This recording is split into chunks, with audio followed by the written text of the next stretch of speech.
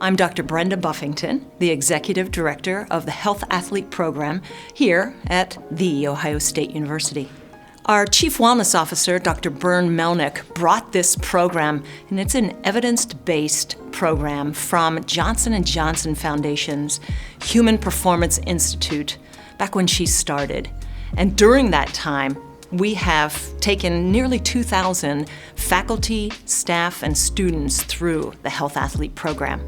Personally, I went through this program around 7 years ago, and I was in a time of my life where I had lost a lot of adventurousness. I lost the sense of play in my life, and I felt like I was just surviving and not thriving.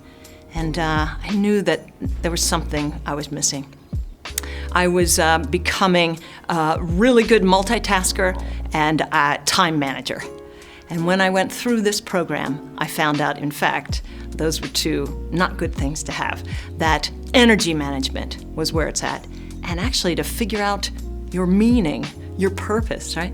What the reason for waking up in the morning. Research has told us that, in fact, those who have a meaning and a purpose that they live for and by add about 7 years to their lives.